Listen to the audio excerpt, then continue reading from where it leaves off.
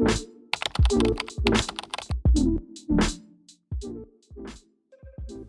everyone, welcome back to Nutrition Made Simple, a video series that we created that takes a look at common or even complex health issues, and we break them down into natural, easy to understand, and actionable steps that pretty much anyone can take. I'm Brian Strickland. Here with me is Ed Jones, the owner-founder of Nutrition World. And last month we took a look at our core four as kind of a common theme throughout the month, but this month we're focusing on gut health. And so today in particular, we're going to be talking about these probiotics, what they can do for your health and how they can help and why they're so important as a supplement, a daily supplement. But before we get started talking about that, we've got to take a look at a general term, and that is the microbiome, and that's located in your gut. So Ed, to start us out, can you just give us an idea of what the microbiome is and how it affects our health?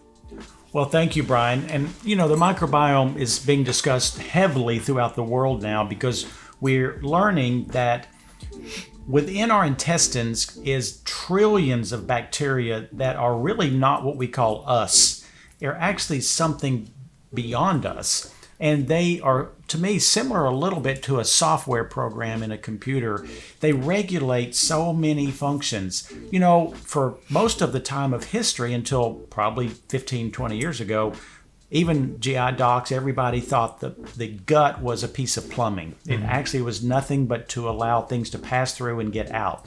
Now we know that the gut is actually at least 60% of our immune system and at least 60% of our brain chemistry. That's why when you get a stomach bug, you get anxious and you can be even depressed and you can be anxiety driven like crazy. It's because all these bacteria within the gut have gone a little haywire and they've created almost just like a computer. It's really shutting down in some ways. So it is vital to our health. In fact, Hippocrates said thousands of years ago, health and disease begins in the gut. I mean, I don't know how he knew so much with intuition back then.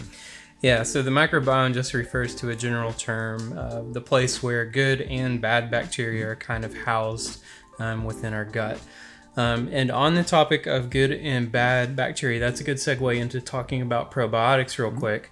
Because we do recommend taking a daily probiotic supplement. That's actually part of our core four. We have it integrated with our greens powder, but we do carry and recommend external supplements as well.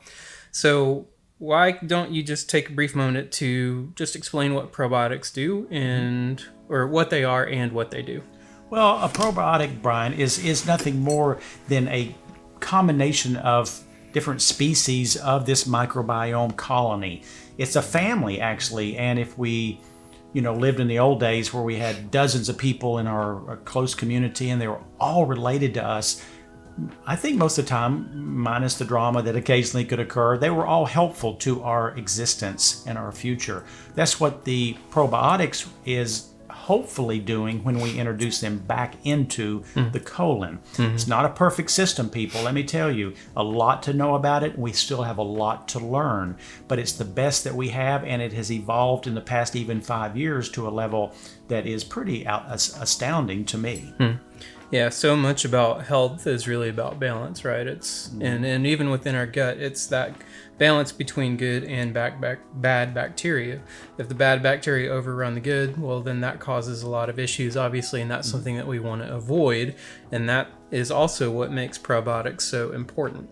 One of the biggest questions that we get often, especially with supplements, is supplements are meant to kind of fill in those nutritional gaps where our diets might not contain enough of the foods that we need to really function and feel our best.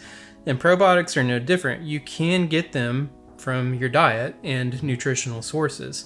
So can you tell us what foods we need to be eating to keep those probiotic levels high? Well, great question. Number one is introducing good bacteria is very key to our longevity, our being disease-free. A lot of what goes on in our future will be determined by this family of microbiome. Sadly, people don't understand that introducing them is only half of the battle. We have to feed them. And I use this analogy constantly that if you have carpet in your house, you can throw grass seed down, put water on it. The grass seeds will sprout. But how long will they live? Not long, because they need food. What is the food? It's called a prebiotic. A lot of those are fibers. You know, the average person from the primitive cultures eats about 50 to 80 grams of fiber per day. I talk to people and have for 40 plus years. When they tell me what they eat, I can tell mentally they're getting about 20 grams of fiber. That's why we have so much diverticulitis and so many hemorrhoids and so many problems with other health issues. So we have to up that even if we're doing this. And you can purchase prebiotics, or you can eat a lot of good fiber. And that's certainly what we need to be doing anyway. Yeah. And as far as, introducing good bacteria in the gut with food, it's fine. But most of us don't eat cultured foods. And if you eat foods that are labeled with good bacteria, but they're full of sugar and some other things, it's going to be almost worthless. Yeah. So there's a particular yogurt that comes into mind. That's a very good example of that. It's good to eat live culture foods, and typically that means fermented. So things like sauerkraut, some dairy products like yogurts, kefir. Or some people say it that way. However you want to say it, that is also a very good source. But chances are, like Ed said, we aren't eating enough to really get enough good bacteria that we need.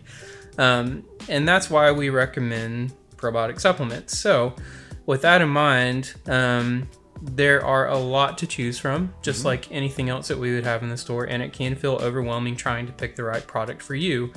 I think you would say as well, it does take some trial and error sometimes, especially probiotics. It's not an exact science necessarily.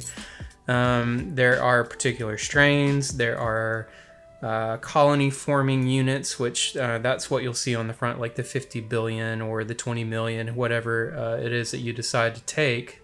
So why don't we take a moment and let's talk about how to pick a quality probiotic first, and then we can get into the different strains and kind of what to look for with that. Well, again, a great question. And if I used to think it was hard to go into a computer store and pick a computer. This is actually more difficult if you really want to figure out the details. The good thing is we've determined a lot of the details, and we're here to help guide you to make it easy, so you don't have to do a lot of homework if you don't want. But yet, it's still part of its personal experimentation. And you can look at these labels because there are numerous fancy words on the back of these boxes. The big key to this is it completely potent at time of purchase? We make sure of that, I can guarantee you. Secondly, will it travel through the acidic stomach without being destroyed? That is what used to happen to the probiotics, and that's why we got very few results. They might have been quality, but they were killed during the process. Most technology today is using certain types of specialized capsules that allow it to go through there because it needs to be in a neutral or alkaline environment to survive. And all the brands we carry generally do that. Saying that, it's still somewhat of an inexact science. I can tell you I've taken over 40 brands of probiotics. 10 of those are my friends. 10 of those are neutral, and 20 of those, actually, I don't really feel as good as I want on those. What does that mean? I might have more gas. I might have different intestinal things that just don't feel right. So I've had to experiment. These are brands that I have come to trust a lot, but we have a full selection of other ones. In each of these is bacteria for the small intestines and the large. And when you look at the labels, I don't like to give exact numbers, but most of the time you want at least 10 billion, and you can do as much as you want, almost. And before I forget it, I want to make sure there's a couple instances where I don't recommend people to do probiotics. One of which is if they have pancreatitis. There's a couple studies showing that might be something to wait on till you get through that crisis. And I advise people who have extremely what I call leaky gut syndrome to probably delay it slightly while you're trying to fix the leaky gut. Those are the only two things that normally I don't recommend them for. But if you have medical conditions, check with your doctor. And of course, like you mentioned, or we would mention, we have refrigerated forms and non-refrigerated forms. What is the difference? You know, back in the old day, I'd say most brands have to be refrigerated, but the technology's improved to a point now where, like Probulin, it's non-refrigerated, and I will use those when I travel. because I can tell you the refrigerated brands, they get weak very quickly to the exposure of light and heat and moisture.